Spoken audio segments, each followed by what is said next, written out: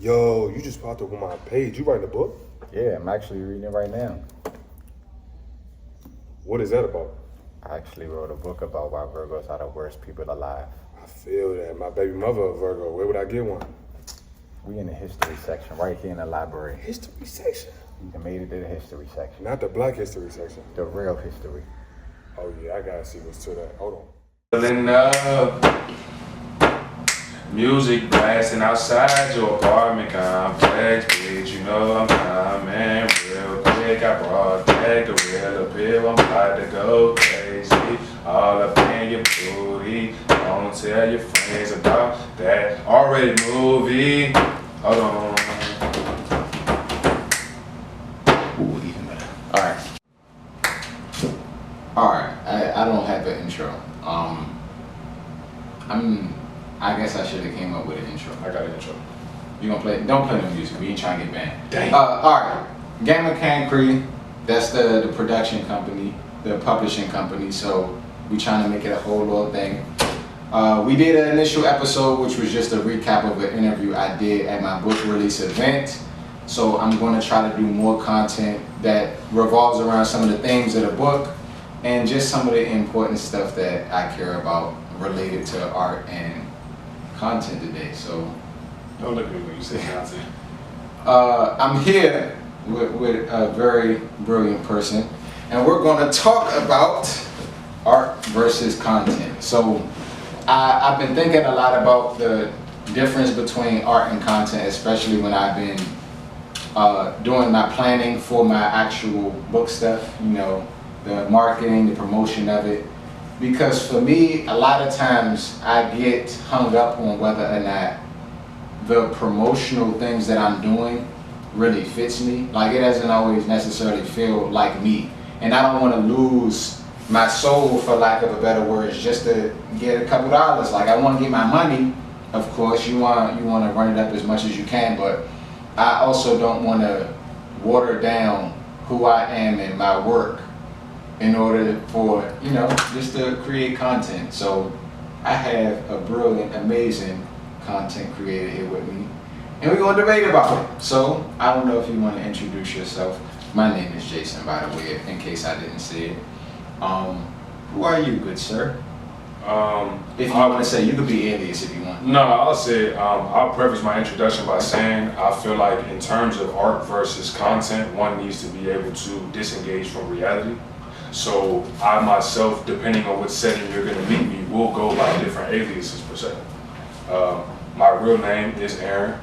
My last name is Miles, but online, in terms of my content creation or the things that I get into as far as building a following or building a brand that I want to put around myself or my face in particular, I go by Cam. And it was actually an accident the way it came together, because my username itself references a number that means something specific to me, and then my initials. So that 17 is just more so referencing that 17K, because everybody says they keep it 1,000, but 17 is my number. So I ended up doing 17,000, and AM is my initials, which just says 17 Cam, and I ran with that because I realized that people who don't know me personally allow themselves to connect with a character known as Cam. So I let them run with that just to keep some distance between me and people who felt like they knew me through social media apps.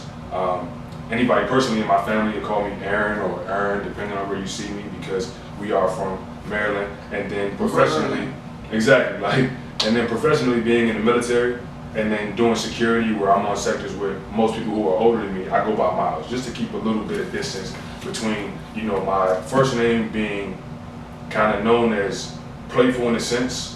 Depending on what rank you get to, you want to go by your last name just to separate yourself from the leaders and the Joes.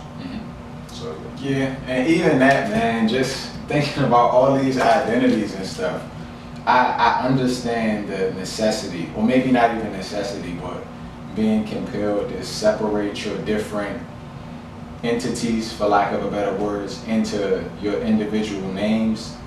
But I also, again, I understand that a part of just being outside in your life is a performance to a certain extent. Just being outside in the world, like the Kendrick line, you belong to the people when you're outside. But I don't like the idea of having to disengage my actual personhood from my reality if it's not what I'm like trying to do. Like if I want to make some content, I want to do it in a way that's reflective of me. Like I don't want to have to be a character in order to create the content. And anything that I do that might be content related, if it's funny, if it's, I don't know, we was just shooting some stuff earlier today, like it's because I play like that.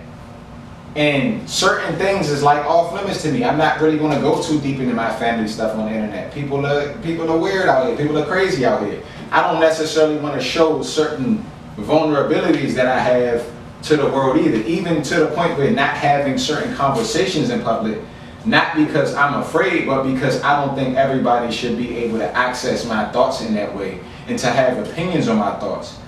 And even though I'm not necessarily influenced by what other people feel about my thoughts at all times, because I do have my certain things that do get me, I also don't feel like I want to put myself in a place where I'm thinking out loud and I can be confused with people who might be malicious. So there's always conversations online about whatever relationship stuff or whatever is going on in the world, and depending on what you say in those conversations, you might sound like the bad guy. And I don't want to be one of those people who thinks out loud, and because I thought out loud, not because I picked a side, but because I was pondering and just wondering if I might lean more over here or I might lean over there, I get confused with people who have nefarious intent, who are actually trying to be malicious, whether it's towards women, whether it's towards black men, whether it's towards kids or anybody.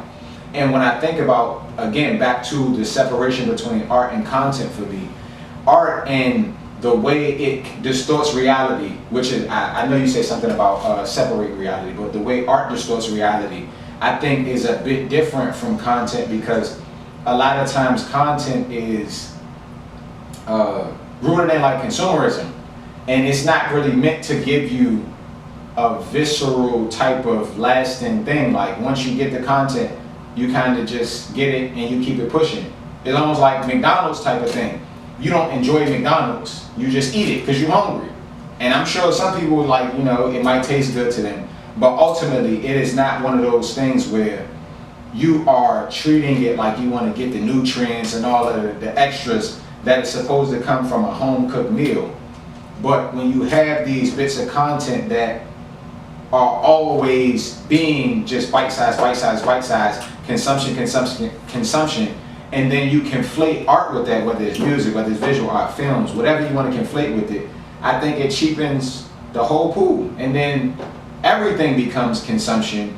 And then I'm like, damn, should I even really go hard to try to master my craft artistically if I'm just going to be held to the standard of the McDonald's-esque things of the world anyway? I can definitely respect what you were saying. I feel like what you're going through right now is going to be, once you reach a certain level, it's going to be your highest peak. It's going to allow you to take a step above everyone and separate yourself into different categories and different facets of your career. But I do also feel like early on that's going to hinder you. So like somewhat as an interactive thing, like any of the viewers right now, I'm going to ask the viewers a question. They'll have 2 seconds to answer, and then I'm going to let you ask a question, a follow-up question to see if you remember where this came from. I'll say, any viewers right now who are watching this, do you feel like you're special? And then what would your follow-up question be to whatever answer they felt like they had to say? With me, it's always context-based, so depending on their response, I think my follow-up question will be different. But probably right now, what makes you special, or something to that effect, or what makes you different from anybody else? The thing that you would point out, because I would of course ask him, what makes you special? You're like, well, I'm the best nigga to ever eat French toast or something like that. I actually didn't say that, forgive me, you're trying to monetize. I'm the best person to ever make French toast or something like that. Then I would be, well, have you had everybody's French toast? And then I would go into the particulars that would let them know that pretty much ain't nobody special. None of us are special. That right there is the reason I got into that. One, you know, it was opened up by saying I was brilliant. You know, I appreciate it. While I do feel like I'm amazing, a lot of my ideologies or a lot of my reasons for feeling like I have to make certain, you know, attempts at smoke and mirrors as far as what I'm doing with social media comes from just that question itself, that example itself. Because even in terms of like animals, right? We're animals, but we're a superior form, right? And animals who are capable of of playing or demonstrating some sort of fun are deemed smart. Yeah. Because there has to be some type of manipulation factor there. I feel like when it comes to art, there's no need to manipulate your viewers because more likely than not, those who can appreciate whatever art you're disseminating. Sorry about that. We got cut for a second. We back, y'all. We back in the building. But you were saying something about specialness. Basically in terms of art versus content. In content, you have to work on your ability to do smoke and mirrors because there's a need to manipulate your viewers or their intent in which review, just like thumbnails. Right. Thumbnails themselves or clickbait itself is just the ability to understand that whatever you're putting out, while it could be the most beautiful thing in the world, it could have been your best piece of work, it could have been like the best essay you ever wrote, there's a chance that the intent itself is not going to get you a view. Yeah. There's a chance that the build up to whatever you wanted someone to see is too long for the attention span to take advantage of. So they'll just leave and they're going to miss it. And that's why I think it's stupid though, because again, like I get it, and especially I get it when it comes to trying to sell stuff and trying to be promotional in that way. But when artists are forced to create content in order to exist, essentially, because so much of the word content just kind of dominating the general media space, it's throwing me off because again, once you start considering things outside of the art while you're creating, I don't think you're making art no more. And that's my problem. Like, people want to call a whole bunch of stuff artistic and whatever. But when you go into the studio and you making your song, and it's not based on, again, how people are going to feel. Like, am I translating the feeling that I feel right now? Or when we go to the spot, is this going to make them bounce? Is this song going to make me money? Because you see all types of little weirdo music that people is making now, and whatever sounds that they're putting to it, it's only about money. Even like books. I'm gonna be honest. You know, I wrote a book. This whole thing is about a publishing company and putting out stories. I hate self-help. I do not like self-help books at all because a lot of times I feel like people are selling experiences to manipulate people in the same way you talk about the manipulation of reality in order to garner this attention. I feel like people is making self-help books to finesse people, and I feel like because people don't want to do the labor, the thought labor of actually ingesting information and sifting through information, they want to take the convenient, easy stuff. And that's what content is for me a lot of times. It's convenient and it's easy, and it make people stupid and it make people lazy. And then because everybody is becoming stupider and lazier, the people who actually want to show mastery in that stuff, there's no space for them. You yourself saw somebody tell me that they wanted to get to know Aaron outside of camp. The fact that I have the ability to separate someone who, even when speaking in terms of like a relationship or just being on the dating scene, because just as stupid as the difference between art and content has become, the thin line between dating and relationship is also starting to fade as well. Yeah. Our generation can't fathom the idea that you're not allowed to keep something if you don't hone it.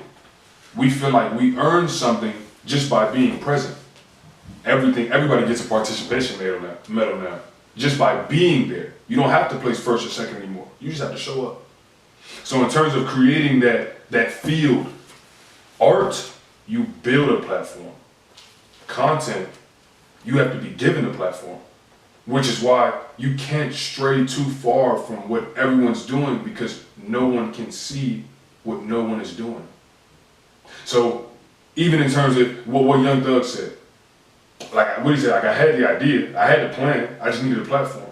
He realized early on that he had something that was worth money, he had something that was worth building a brand, that was worth money, that could sustain him. But he also knew no matter what it was, until he was given the platform, it meant nothing. Otherwise, he would just be somebody sitting, writing stuff down. But that's lame Being to the me. best person to never win a championship. But that's lame to me because what about integrity? Like, I don't think you can separate those things because when you talk about being given a platform, the things that people have to do early in our conversation, you call a part of creating content, selling your soul.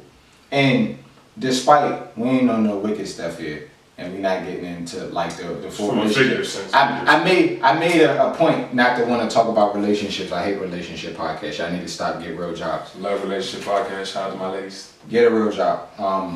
UPS is hiring.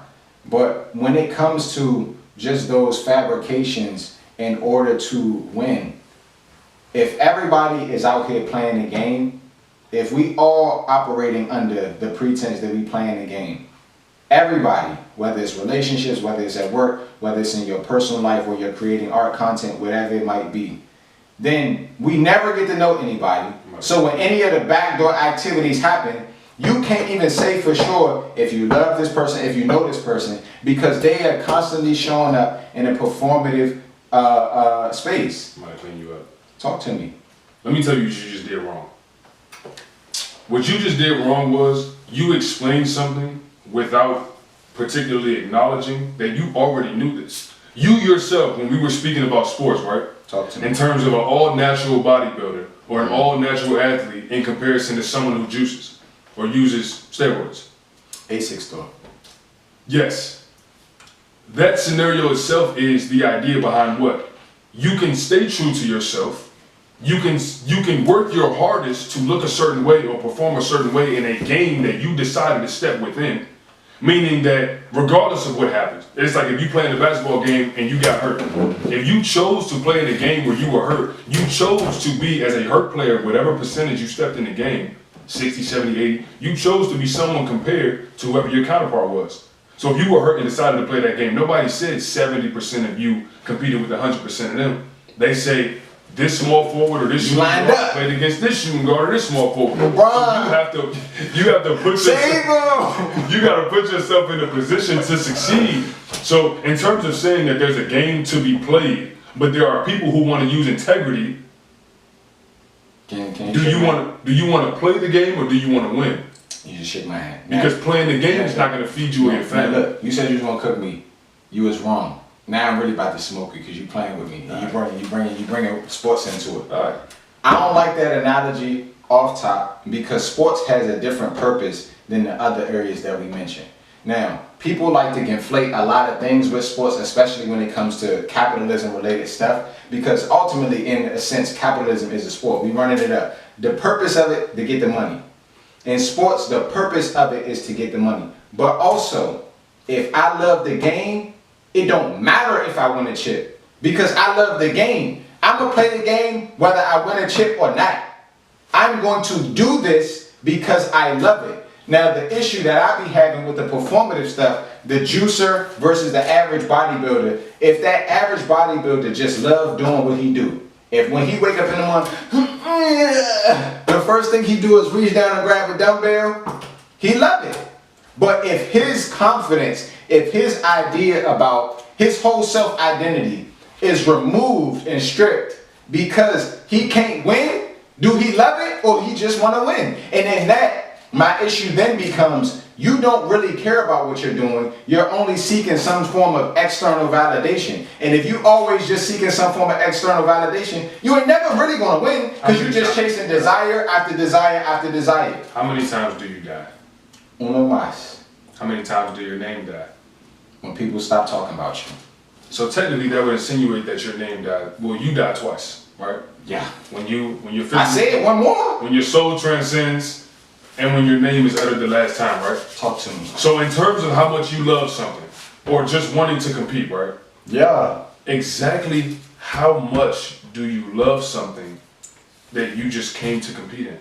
That's like if somebody says, I love basketball, right? Mm-hmm. I worked my whole life to get to the NBA, right? Talk.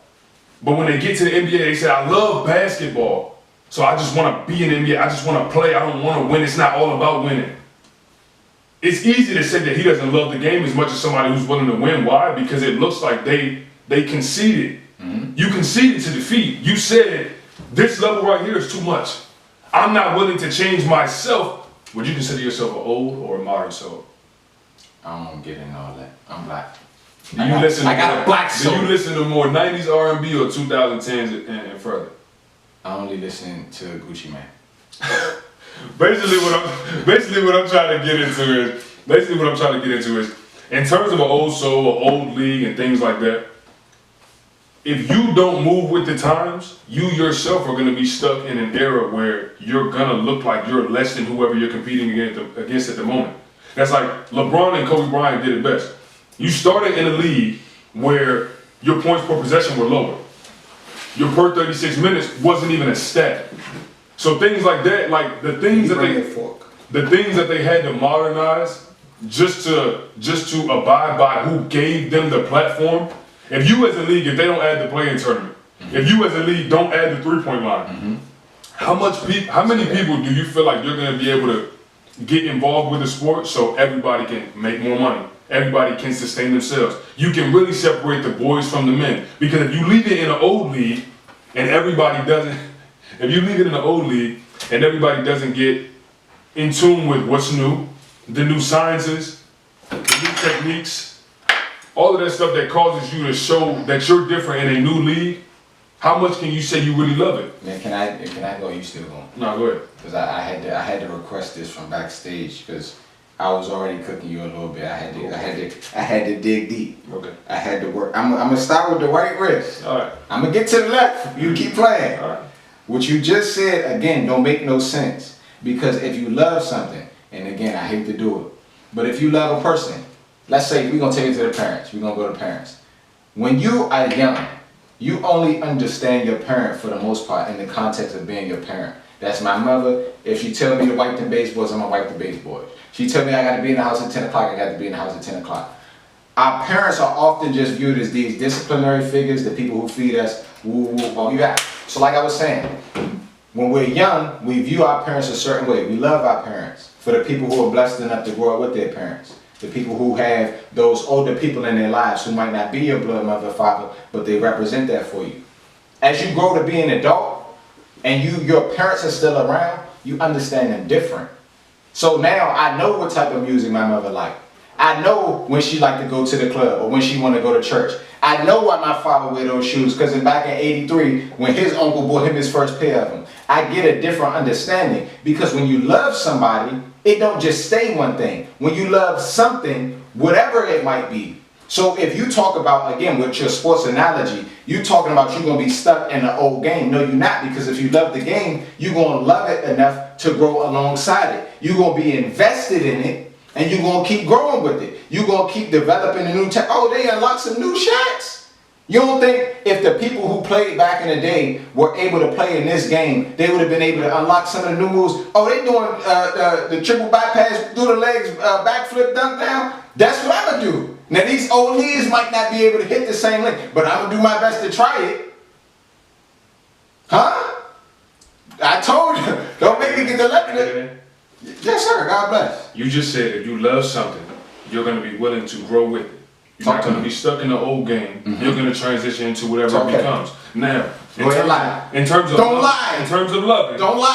loving, if you grow with a game and love the game for what it is and what it's becoming, do you feel like your study, your love for the game, and or your competition at the moment is going to force you to compete or dominate?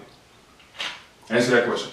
Based on growing with the game, your love for the game, especially if we're speaking from a sports point of view, because your sport itself is entrenched in competition. And see, I don't like, and that's why I started with. Now let me tell you, let me cut you off. Because I don't like sports and art. Let me cut you off real quick. The biggest difference right now is I'm telling you what is and what isn't. You're telling me what you like and dislike. You're giving me your personal perspective as to what you feel like something should be, but who creates the rule? BD. You or the majority? Me.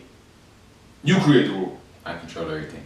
So can you feed yourself if you're creating the rules to a game that no one else is going to play? I get my energy from the sun. Is that how that works? I mean, if you go stand in the sun, they give you energy. Okay. Everybody knows. Okay. But to your point though, there is the majority rule thing. I do subscribe to that. But I also do feel like, again, there has to be some type of way to qualify the opinions of even the majority. And when it comes to the idea of majority rules, if we've already, which I think we both agree, that the majority ain't even thinking about nothing, why should I care what they all agree on?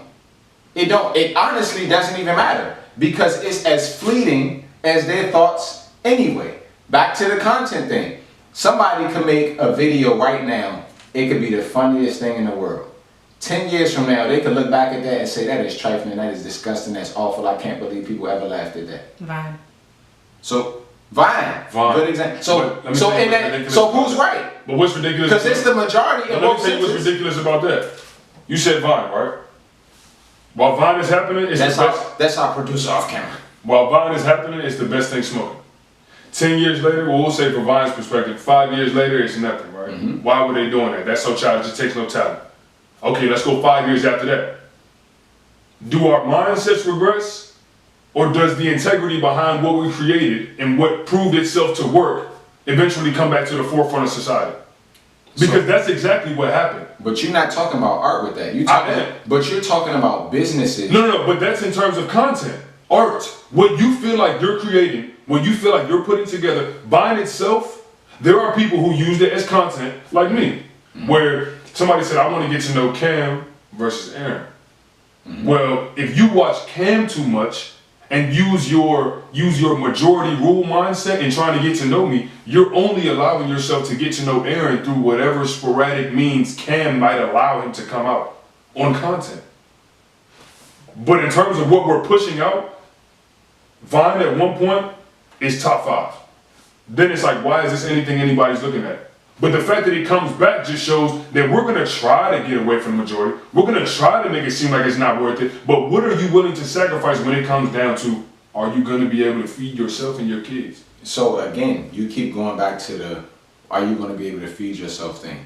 And that is where it becomes a tricky situation, because that's how you finesse people. You're always dangling the necessities that people have in their face to lure them away from their integrity.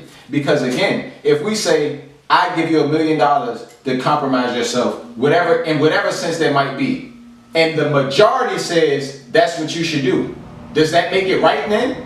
Because the majority says you should compromise your integrity and go against your values and everything that's in you, that you know that this is something that I do not want to do. But because the majority rules, that's right?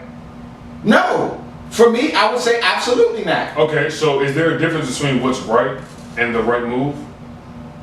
I would say so. Explain. So the right move, again, would be framed based on your contextual understanding of the situation, whatever circumstances you might be in right now. If my kids are starving, I'm not getting the money that I'm supposed to be getting. It's hard times. We still bouncing back from COVID. Somebody offered me, hey, if you go I got 2 bricks for you. We got the Chinatown bus to New York tonight. We got the ticket paid for. You don't gotta do nothing. Put this backpack on, Chinatown bus to New York. All you gotta do is get on the bus with the backpack, drop it off at 42nd Street Station, and come back home. I don't have the money. My kids are suffering. The lights is flickering. It's summertime. I'm in a dangerous neighborhood. There's violence around. That's the right move. They gonna give me some money. They might give me enough money that I could walk away from that situation that I'm in right there that next day, and I'm up. That's the right move. But is it right? Why is it not? Morality is based on perspective. Because to say that right there is not the right move, some people might say it's right, some people might say it's wrong.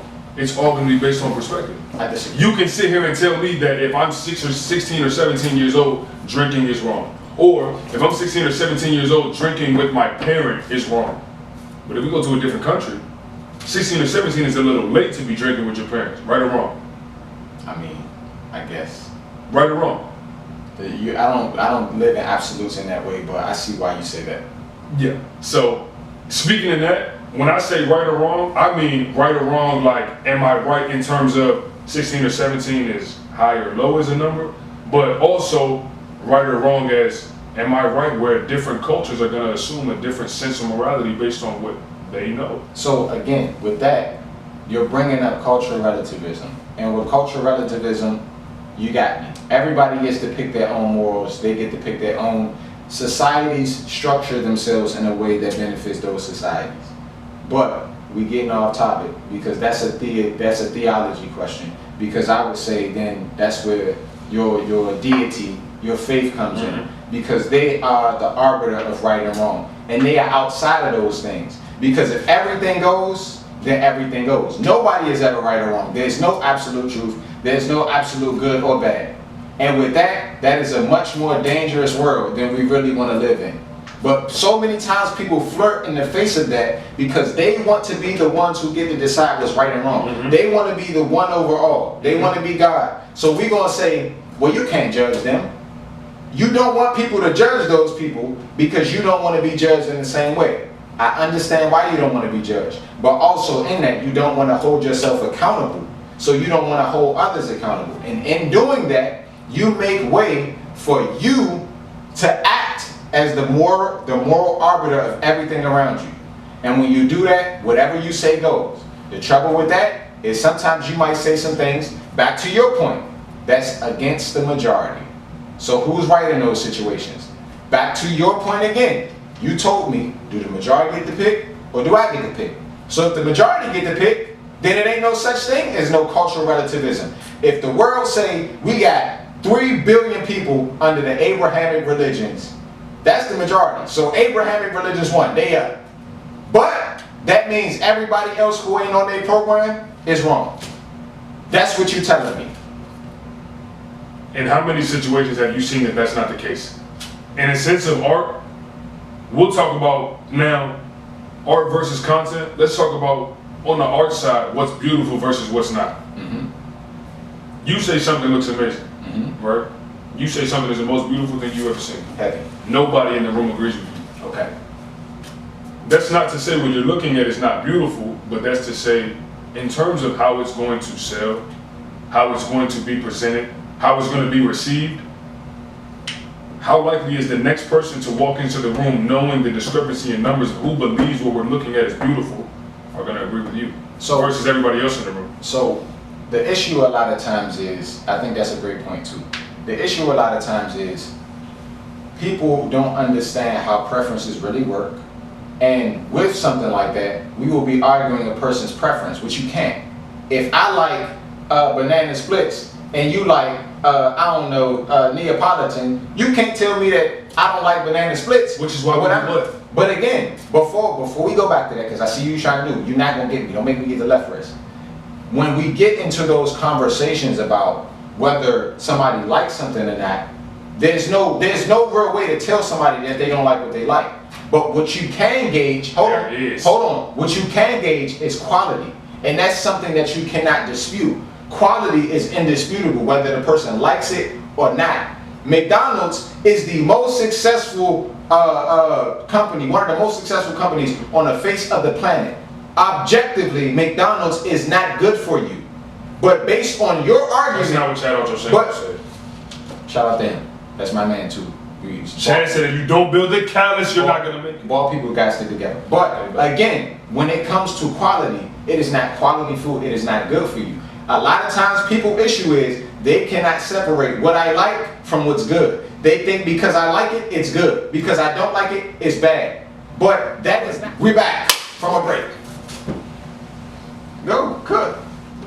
Going off your last point, when you're speaking on quality versus preference, and the fact that you can't really convince somebody, that's my word, and you can't really convince somebody what their preference is.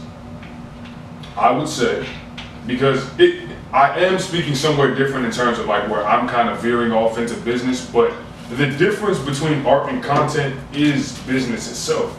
I feel like art is your 2005 artist who had a stronghold between 2000 and 2010, who at this point will not be as successful as they once were, but will never fall off as far as someone who gets successful now. Why? Because they created an art form that's always gonna have loyalty behind it.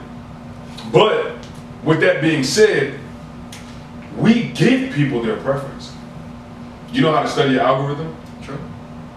Do you feel like anybody Conditioning. Exactly. Do you feel like anybody who has studied an algorithm can properly tell you anything about it that will not alter at any point in the day or year over any course of a second? Just like the stock market. You're over my head with that one, champ. You can study the stock market to a T and cannot guarantee that something will not change in a split second. Why? Because if you study the stock market to a T, when what happened with GameStop, right? You're not going to be able to predict that. Right. Why? Because you can't predict that someone's going to be able to give you your preference. GameStop as a preference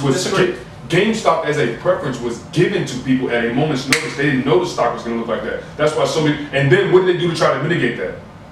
What they did to try to mitigate that? Short squeeze. So with that being said, the fact that we can give people their preference and we can condition them to believe this is something they actually like, that's why people who at one point said, like Waka Flocka, right? You listen to Waka Flocka music. He has a fan base right now. If he drops anything, Waka Flocka's never gonna sell 5 million albums again. That's hate. He's never gonna do it again. On at least not opening sales. At least not opening sales. At least not opening sales. At least not opening sales. He's not gonna do that again. But he has a more solid fan group, like the Black Dollar, than most new artists have. The Island Boys. The Island Boys at one point within the last 5 years were bigger artists than Waka Flocka. But right now, they suffered a lot further than he ever will because they created content, which is directly connected to business, which is also entrenched in manipulation. You have to give someone their preference and condition them to believe that you are the majority and you're the only thing that makes sense at the moment. Now, this is where you get into, and art is gonna last a lifetime. Whatever you create in a sense of art is gonna last a lifetime because you will have 10, 20, 30, 40 years of success. But if you're not willing to sacrifice, which most people in our generation, I can't even say my generation, most people today, regardless of age, race, color, creed, anything, most people aren't willing to sacrifice that time because at one point my grandmother said, when I was a child, only elders died. Heavy. Only elders died at one point. That's what my grandmother told me. And the fact that she told me that not even 2 weeks before one of my friends in high school passed away at 16 years old, shit like that is why art is going to continue to regress into the background. Why? Because people aren't willing to sacrifice. People aren't willing to bet integrity on the opportunity or lack thereof to gain anything. Man, can I jump in right there? Go ahead. And I mean the total amount of respect to your friend that passed too. Your point. Shout out to TJ, man. Shout out to him. God bless. All my people that passed too. When it comes to art lasting forever, I don't agree because art don't have to last forever. And I think a lot of times people have these misconceptions about the utility of art. Not to cut you off. I said it can. Okay. It can. And more potential. Okay. So I'll give you that. So back to your earlier point about when you spoke about when a person truly dies. Your physical death, when people no longer speak your name in reference to you. There are things that art that you might have experienced, that I might have experienced, that I've only seen one time and it changed my life. It changed the rest of my life after that. I don't need to use it. I don't need to go back and hear the song again. I don't need to see the painting again, see the movie again. The effect that it had on me was profound enough that it changed me. I don't need to use it. I'm not trying to manipulate it and morph it into something else. I'm not trying to sell it, push it, whatever. How are you not? It has an effect on me because the way I approach that, whatever means of me internalizing that art, it just affected me. But people oftentimes think about art as something that has to have a utility value. But I don't think art is defined that way. Now we can get into my definition of art at a different time. Can you recall it? There's plenty of things. So for the sake of argument, a particular piece of art that you would be referencing that changed you, do you feel like you could recall it to a T? No. You can't? No. Oh, so it's vague. Yeah. Okay. So for me, I get in the sense of that, I get into your get rich or die trying era. Okay. In terms of how people reacted to that era itself. When we got into, that was another argument, conversation. We're trying to wrap up, so don't get smoked. That was another conversation we had in terms of you had to be there. what age group was more afflicted by what era was being brought upon? Was it the young generation who was looking up at it and kind of getting into facets of their personality that would allow them to get there in a few years? Or was it the group who was in that time frame in the position to or not to do what they were listening to? Who was more affected by it? So was it an art form to the people was it an art form to the younger generation who was taking it for what it was and it changed them or altered who they would become? Or was it an art form for the people who in the moment, right then and there, were taking it at face value and using it to shape who they are at that very second? So I say this, it's all context based because again, some songs I was listening to, matter of fact, we from the area we from, go-go music. I was in the go-go and I heard when UEB hit this plane and tears was welling up in my eyes because I couldn't believe I heard something so beautiful. I was in that moment and I still could feel it right now. It's on me. But guess what? It's also songs. I had a Kanye West 808s and Heartbreaks CD that I uploaded to my Xbox, and I used to just be playing Just Cause with 808s and Heartbreaks and the Carter 3 playing in the background. Now that context doesn't change the fact that these are both art, but the context in which you experienced it changes the visceral response that you get from it. It changes the way that you internalize it. So for me, a big part of just what the art does, not that it has to do, but what it does is you might internalize it a certain type of way. The way you experience it and the way it impacts you is what the art's significance is. It's not about, you don't have to be outside to experience Get Rich or Die Trying. You didn't have to be outside for it, because if you had the CD and you was in the room and you was doing all your work and you listening to Many Men after you got an A on your test, why is that still not art to you? Why is that not yours? It's not that it's not art and it's not that it doesn't belong to you. It's that itself, depending on how you may feel about it, you can say whatever you want. That itself, that particular moment where you're listening to that, you don't like that. You're listening to that song alone. Please breathe. You're listening to that song alone. It's not having the same effect on you where even we talked, where there were times where you would hear a song and it affected you and maybe you connected it to a test or a particular day. But there are also songs or there were things that were pushed out to you and the majority for a particular reason and you remember that time frame. Love so sad. And it was, you received it as art, but the producers, the people behind it, they gave it to you as what? Commerce. They gave it to you as content. They put it together as content because they were catering to what? They were catering to the time frame. But this is also the thing though. And this is why I don't totally undermine the value of content, because a person... Chris Brown of Blood, do you think Brisk Breezy was presented to us? Listen, all I know is Chris Brown better than all these other niggas. But and I agree. But with that being said, I want to meet Chris Brown. That's all I'm saying. Let's not get off topic because we don't got a lot of time. Everybody's trying to meet Chris Brown. Come on. Everybody want to film, nobody want to put it work in. This is what I'm saying. I don't completely undermine the value of content because I do think it does serve a purpose. And I also think that it's possible for a person to go into whatever creative field they're doing and create art, even if they are not doing it for whatever noble reasons that some other people might have. It might not necessarily be about self-expression. It might be what is popping right now, so let me start doing this. That is possible. So what's the difference? So what's the difference? There's a ton of differences. But right there, hold on. If we go back to the initial point. You asked me a question. Can I answer a question? Can I answer a question? Go ahead. You asked me a question. So again, my perspective was, once you start creating for the money, it's no longer art.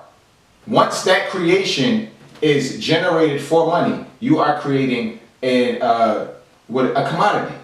It's not art anymore, it's a commodity. But there are still ways, again, context matters, where an event, a performance is also art. So yeah, that song that when he made Love Sosa or whoever made whatever song might have been about commodity. I'm trying to get up, trying to get out the hood, I'm trying to get some money.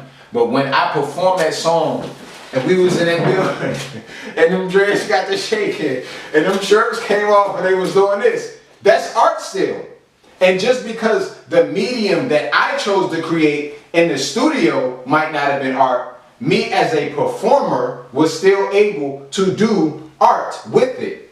That's the difference. So again, when it comes to content, a person, when you brought up the Vine people before, people made Vines back in the day, and a lot of that stuff might have just been, I'm trying to get some jokes off. People could have been trying to get a couple dollars. But some of those Vine people were able to spin those Vines into actual film careers, into actual TV careers and stuff like that. They were able to, and we're back again. But yeah, some of those Vine people were able to turn those careers, turn that initial, I'm just hustling to get this money, into a legitimate career in the arts. And I'm not saying that people who create content are totally devoid of artistic value, because again, there is some artistic value when it comes to connecting with people in different ways and finding ways not necessarily to be special, but to stand out and to garner attention. I agree with you, but I do feel like that notion right there plays more to like when you get into like artists like Fluffy, you know what I'm saying, or like a George Lopez, it's like comedians, right? Oh, that's comedians, right? right? Watch 'em out. So getting into them, the art they put out is one thing. It's one thing to put out an art form, and it's another thing to put out something that becomes respected as an art form, because everyone gets to decide what category you sit in. And you have to get to a particular point before you get to create the playing field, before you get to develop your own platform. Because they're great for what they're putting out. It's an art that they're putting out, but it has to be entrenched in some form of content, some form of manipulation. Why? Because if they just put it out based on integrity, they're going to allow the majority, they're going to allow those that they have to go through that level of mitigation before they get to creating their own platform. That's going to force them into what category? Latino comedians. Not comedians. Why can't they just be comedians? That's but you're operating under the pretense that I'm putting this out for people to do something with it.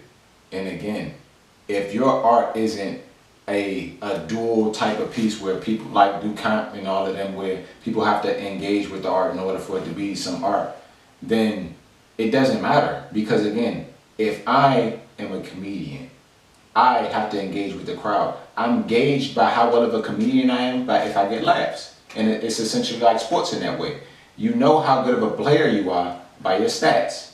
Eye test matters, but also if I can't put the ball in the hoop, I'm not getting blocks, I'm not getting steals, there are certain things that you have to hit. When it comes to artistic integrity, Other people in that field would disagree. Shout out to them. In terms of what you just did as far as studying statistics, or basing it based off their stats, like in general, people in the league themselves who study the art form, who perform themselves, they would disagree. Why? Because they know, this is about to sound so ridiculous, whether people want to believe it or not, as far as like our leagues changing, how much money is being made and what people are being pushed out to us as far as who allowed to score points, none of your less attractive athletes are being pushed to the forefront of the league. Why not?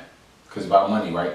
So that proves my point. All right, let's keep it going. So like I was saying, when it comes to the artistic leaning things, and again, not just music, film, all of those different things, when you are crafting your work, it is not just about the engagement piece. There are certain things that you do, the shots that you use as a director. Are you going to use the close-up? Are you going to use the score to create a certain mood in the film? Why is it the same avenue of gaining any revenue then? Because based on what you're saying, if it's just about the love and it has nothing to do with money or the business side of art versus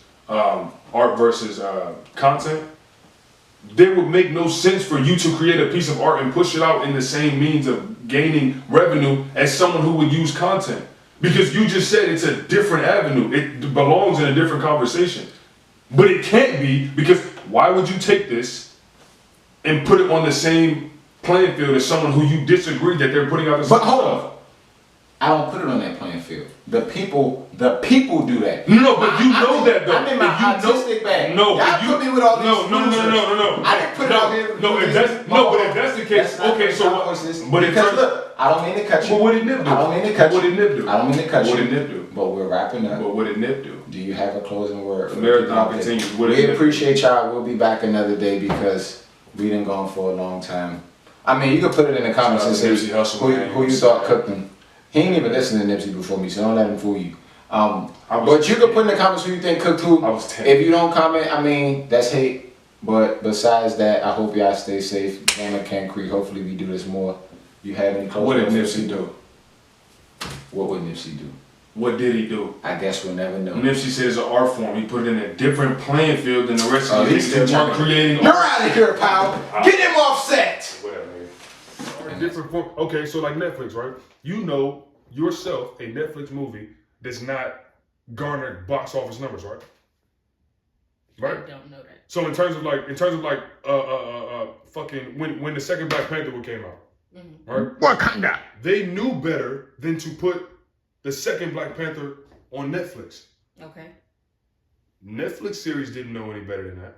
Or they knew better than to get in Black Panther's lane. Okay. Because if we go into technicalities, because semantics do matter, if we go into technicalities, yes, there's a difference between a Netflix film and a movie in the movie theater that's being pushed out, right? But any movie in the theaters, whether 10 out of 10, 8.7 out of 10 on Rotten Tomatoes, or a 1 out of 10, is the same as Black Panther.